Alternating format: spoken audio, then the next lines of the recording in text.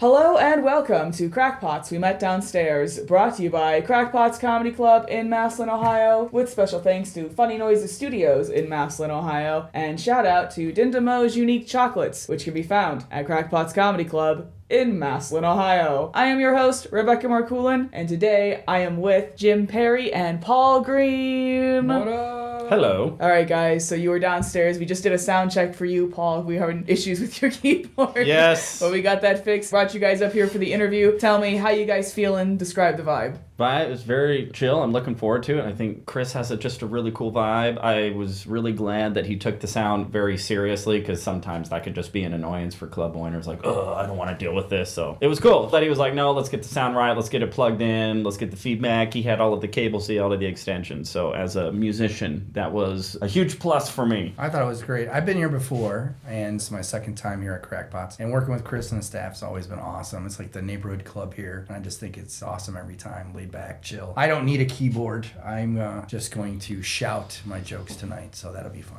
The subtext of what Jim just said is like, I'm actually funny. I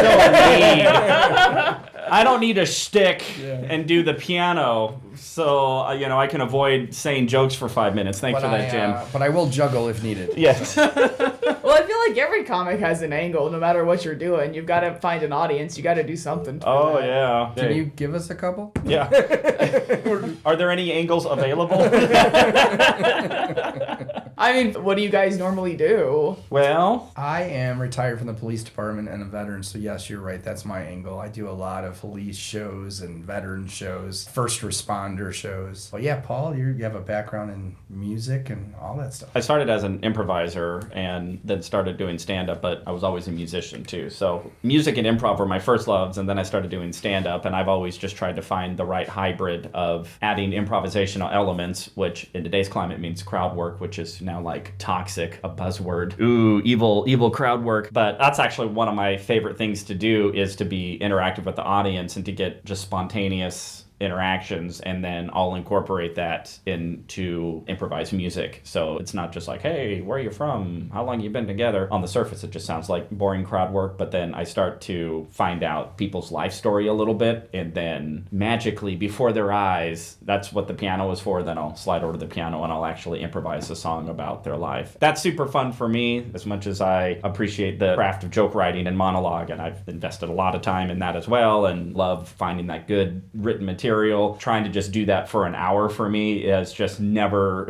been my jam, so I've always tried to find ways to incorporate my other loves, which is an improvisational element in music, which that's what Krackpots is going to be getting, at least in the feature spot tonight. Paul does do a lot of crowd work, and that makes sense about Matt Rife, because Paul is his father. So yeah, can you tell? A lot of people. Your eyes would... You're like, What? Different mothers. Yeah. That's...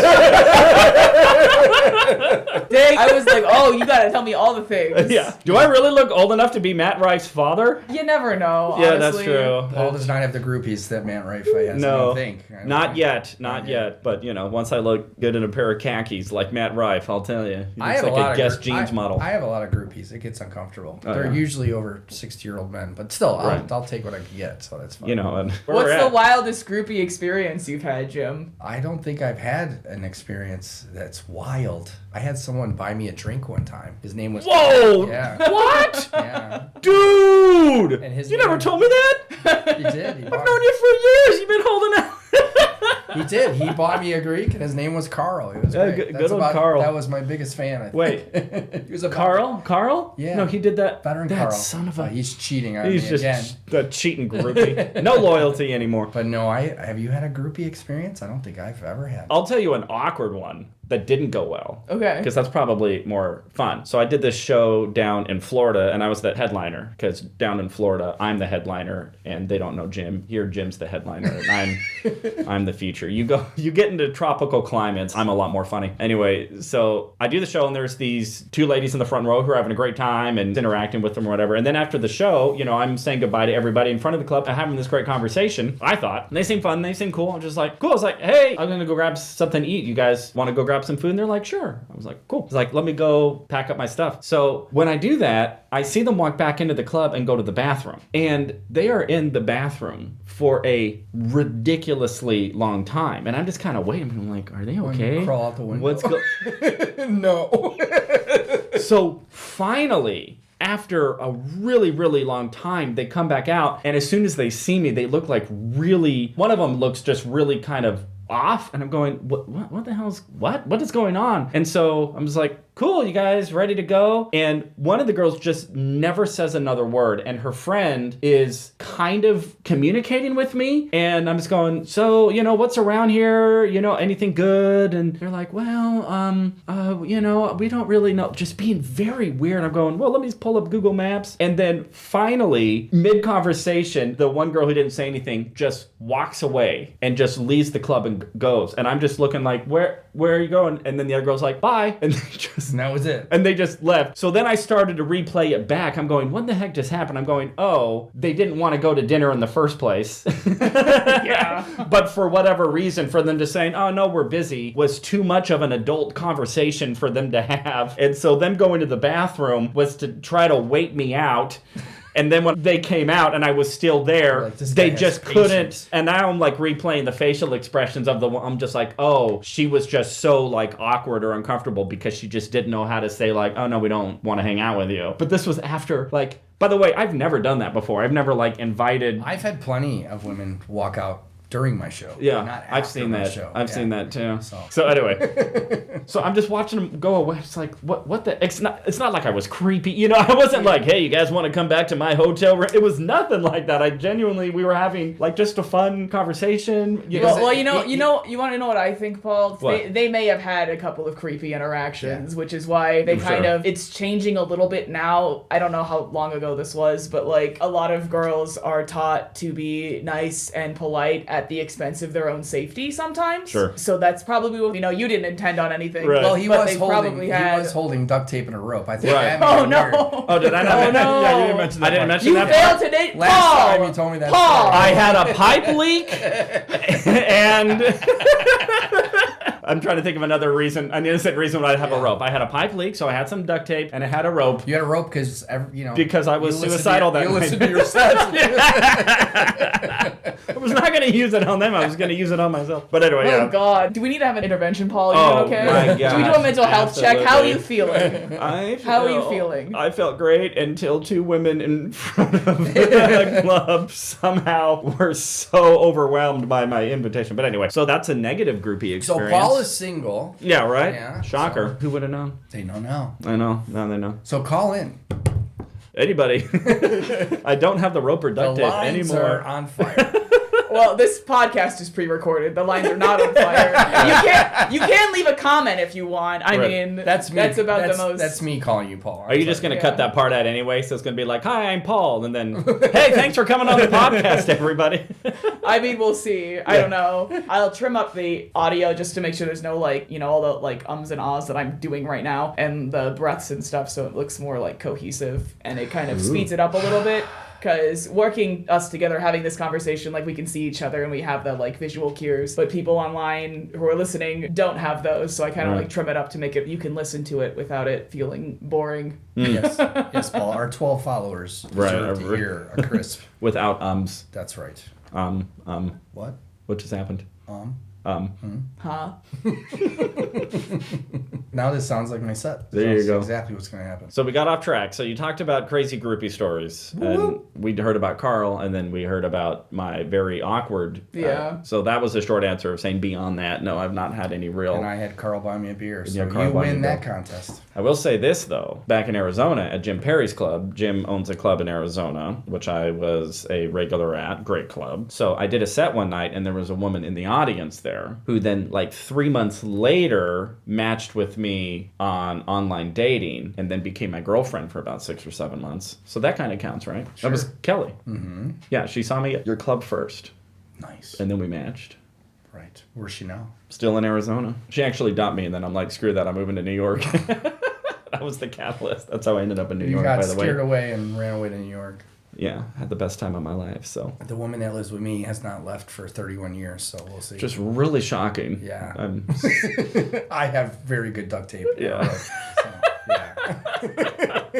You two are concerning me. Here, you guys were downstairs. Chris called, oh, we're going to take you up to the murder room. You're like, oh, we don't want to go to the murder room. Y'all have fucking duct tape and rope? Are you kidding me? So how are you doing? I don't have any rope or duct tape. Now I'm concerned. Wait, Yeah, wait, phone get crew. back, get back. Boo! Just the line You goes. just go static.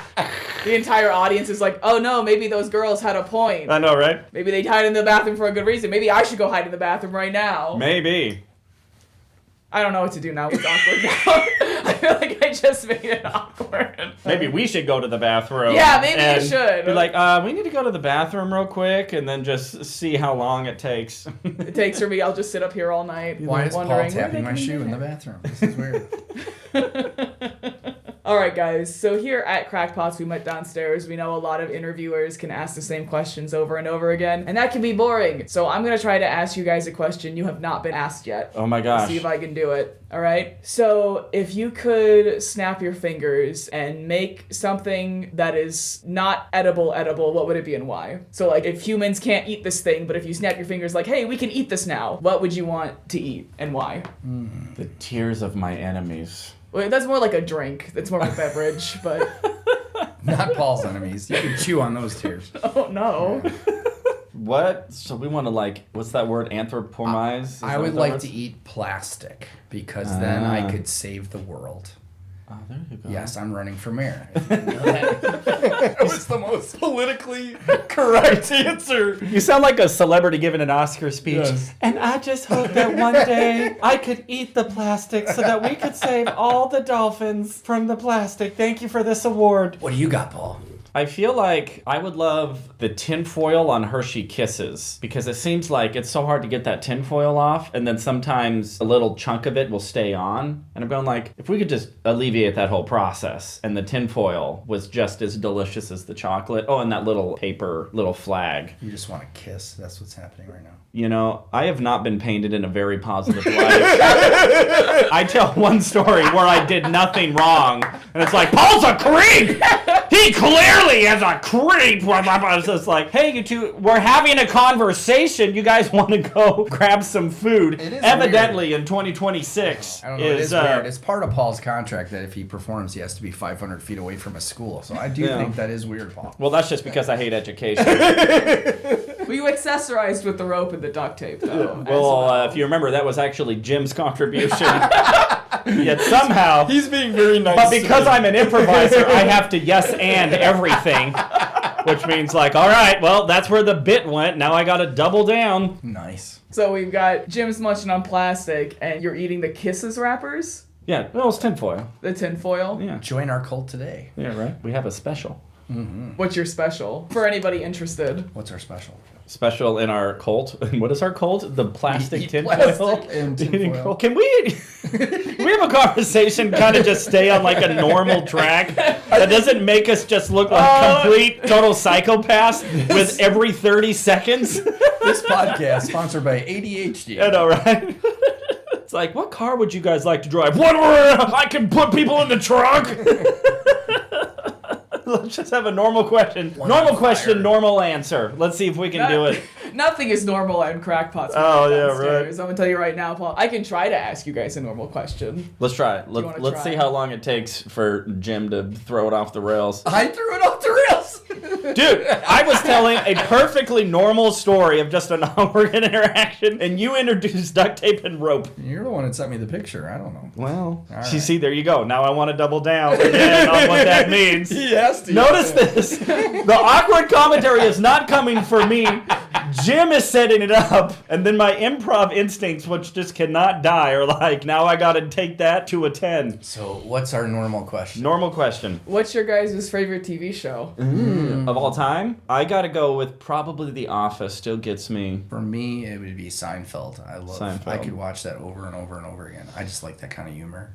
Those jokes. My wife hates it. but I love it. I saw a... What's the deal? What is the deal? I saw With a this musical... podcast? Is it a pod or a cast? I don't see any pods. What, are we going to space in some sort of escape capsule? Why is it being cast? Are we fishing? Anyway, are we fishing in space? What is the deal with podcasts? That was a pretty good Seinfeld. We gotta take medication, Paul. We forgot our I'm not on pills. any medication. That's the the problem. That's the problem. No, I love The Office. I saw a musical parody of The Office on Broadway a couple nights ago, and it's not super successful. So A musical about the show? it's a parody. Oh, that's cool. It's a musical parody of The Office. So it's all the same characters. They break out into song, and they're all the Easter eggs, throughout like the 9 seasons. And there was this woman playing Michael Scott was the funniest actress I have ever... I mean, the way she played the character was so unbelievable. And there was this part where... Do you remember the episode, you all Office fans? I'm getting blank looks. All right, so there's an episode where Andy Bernard punches a hole in the wall. So they do that in the musical parody. They punch a hole in the wall. And then the actress playing Michael Scott just out of nowhere pops her head through the hole. There was like a flyer that he punched through, and she starts eating the flyer, goes, "I'm a goat," and starts eating this thing. And it was so random, and I lose it. And I'm in the front row center, and there's only like 15 people in this, and it's very intimate, and I lose it. It was the funniest thing I had ever seen. And I start getting the actors to crack because they just had to pause and wait for this psychopath in the front row to stop laughing because it was so funny. And then I start seeing the actors crack. It was a good time. Anyway. That's cool. That's The Office. That's And The awesome. Office parody. I was waiting for Jim to turn it and insult you in some way. and stuff, and be like, but that's only because you had a rope and duct tape in the front row and they were intimidated. Sometimes having somebody with that big belly laugh, like that's great for comics to see and to hear. Yeah. Well, it's hard to... I felt for him because we've all been in audiences Yeah, I was that gonna are say, smaller. You're and being a nice customer too, Right. because you know how that feels. Yeah, and it was genuinely funny. I mean, I wasn't doing a courtesy laugh by any means. They did a great job, especially given, the circumstances. So I was already laughing and I was enjoying myself, but then just all of a sudden, just see this face pop through a wall and just eating paper. And I'm a goat. And she's doing... You can't see me at home, but just... and just like this thing and just is chewing a piece of paper from the wall. It was just like, I can't handle this. That's awesome. But yeah, The Office. Every once in a while, I'll go watch the series finale of The Office, and I still just reduces me to Parks and tears Recreation, every time. too? I like Parks and Recreation. It didn't hold me emotionally as much as The Office did. I felt The Office had a little more heart to it. Did you watch the other version, the English version? No, I never watched the Ricky Gervais one. All right. Nice. There's only one version of Seinfeld, so we can't quiz you about. I think Seinfeld's great. Did you not ever like Seinfeld? Oh, I love Seinfeld, yeah. What's your favorite my episode of but- Seinfeld, Jim? Oh, probably the one where they... I don't know if I could say it on this podcast. The one where they do the contest. The contest? The contest. Master of your domain? Yes. Just so many jokes. You could tell it's written by a comedian. Mine's got to be the marine biology episode. Oh, the Where- blowhole? Yeah, with the blowhole. And Jason Hole in one. Jason Alexander does that monologue. The sea was angry that day, my friends. And then- Like an old man trying to return soup at a deli. Next thing I know, I was face to face with the magnificent fish, mammal, whatever, or whatever. Such a great cast. Right. All went out and did good things. Well, most of them. One had a strong monologue. at Oh, a good comedy old club. dude! I feel so bad for him. Did you ever hear him in interviews after that? Like that incident just devastated Michael Richards. Yeah, that was a tough one. Because it wasn't intentional for him to. I think he just freaked out. No, he just freaked out and dealt with a heckler and probably felt disrespected and blew off the handle, and it shut him down. You ever hear what Chappelle said about that moment? Oh no. It's pretty funny. He goes, "Yeah, I know what he said. He said the N-word. He screamed it. I get it." He goes, "I guess I'm supposed to empathize with the black people." And he goes, "I kind of empathize with the comedian. He's having a rough set." Yeah, right. And I'm not doing what Chappelle said to justice, but it was just Right. pretty funny. He's like, "Man, Kramer's having a rough set." Right. So that's pretty funny. That's the thing, though, man. In this modern era, a rough set could mean, you're banned from life, from comedy. I mean, if you let it. I feel like it. Anyway, why are we talking about Michael Richards? It was heartbreaking. He was on... Because he's here. Come on in! Yeah, giddy up. Giddy up. I don't know if you saw his interview on Comedians with Cars with Coffee, but they kind of talk about that, and they just kind of have this moment, and you can just see how that just devastated Michael Richards, and Seinfeld stood by him, when everybody just wanted to he throw did. Michael Richards under the bus, and, oh, he's this and that, and Jerry brought him on like David Letterman one time. It was so David Letterman awkward. that was super awkward. Oh, so Because it was awkward. pretty quick after the incident. I think. Yeah. And you could just tell, the audience didn't really care. They're like, no, just be Michael Richards and Yeah. be goofy or whatever. And Michael Michael Richards is just feeling like he needs to go on this apology tour. Yeah, it was too serious. Oh, yes. All right. All right, well, we kind of got a little sidetracked, but has anybody asked you that food question I asked you earlier? I've never You're heard right. that question. That was the first. Yes. I did it. Heck yeah. I met my goal. Nice. We have to ask her a question now that she's never gotten before. Shoot. Just put you on the spot. I just keep... If you could rename the city of Paris, what would you name it? Oh, Paris? I did comedy in Paris. Did you ever do comedy there? But you quit Paris, hijinking the question? Yeah, Paris, Texas. Hijinking? Hijacking. Wait, that's a good question. Are we Paris, France, or Paris, Texas? Definitely Paris, Texas. That's where I did comedy. I don't know. I guess Paris, Texas, maybe just New Paris, because there's already a Paris. Right. So like, why are you Paris when Paris already exists? The other Paris. It's like, yeah, well, it's like New Hampshire. Hampshire was a thing back in England. It might still be, unless it got renamed or something. But America, yeah. Paris. Or York. That's You know, so it was New lazy. York. It's like, hey, we want to name this York. Well, we've already got a York. Well, New York. Like, hey, we want to name this Jersey. Well, we've already got a Jersey. Well, we'll name it New Jersey. Just like, come up with a different name. Anyway, I feel like that should be a comedy bit, but after saying it right then, I don't think it's funny enough. That's not going to my act. Act? How about new act? Okay. All right.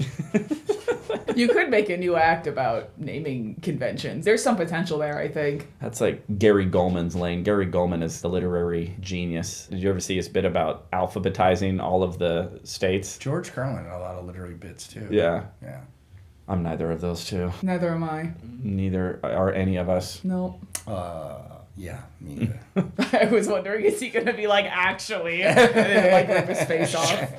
Behold, here I am. Actually, he's Paul's son, Matt Rife. Dun, dun, dun. What do you do for work? What do I do for work? No. Oh, I was wondering, are we still asking me questions or are we... Or hypothetical Matt Rife. All right, guys. Well, thank you for coming up on the show. I'm going to shake your guys' hands if that's cool. Absolutely. You can't see it because it's just audio, but we're shaking hands. Yeah. It's happening. Have anything you want to plug or promote before I do my outro? Sure, you can follow me on all social medias and things at Paul Green Comedy. That's at Paul Green Comedy. I'm going to be in Arizona, in Glendale, Arizona at Stir Crazy on April 9th. I've got that coming up. So yeah, as far as me, Jim Perry, I'm a retired police officer and veteran, so you can follow me on my social medias. If you are young, you can follow me on Instagram at The Cop Comic. If you are old, you can follow me on Facebook at The Cop Comic, and then some of you can follow me to Waffle House later. All right, thank you for having us. All right, guys. Thanks for coming out. So now it's time for my outro. Yeah. Maybe that's a sad thing. I don't know how you're feeling. But you don't have to feel bad because Krackpots has live shows all the time. So you can go to krackpotscomedy.com, check out our schedule, see what strikes your fancy. If you come into a Friday or Saturday show, tell them Rebecca sent you, and you will get $5 off your check. And while you are here at Krackpots Comedy Club in Massillon, Ohio, check out Dindamo's Unique Chocolate. She's got her own kiosk right in front of the booth. I did it again. Kiosk right in front of the booth. That doesn't mean anything. Kiosk at the front of the club. You'll find it. It's there. And you can also order Pigs in Mud, which is a little brownie shaped like a little piggy that's covered in chocolate. And then, yeah, coated in chocolate and covered in chocolate syrup. It's so good, you guys. You should order it. Yeah. And we talked about this a little bit earlier, but this podcast is being recorded in an old radio station right above Krackpots. We've got one room dedicated to podcasts, but we've got some other rooms that aren't being used right now. If you have a podcast or like you have a short film or something, you can reach out to Funny Noises Studios at nfpbookings@gmail.com and get more information on that. Yep. This has been Krackpots We Met Downstairs. I am your host, Rebecca Marcoulin. Thank you for coming out, listening to us. We'll see you next time. Bye! Yay!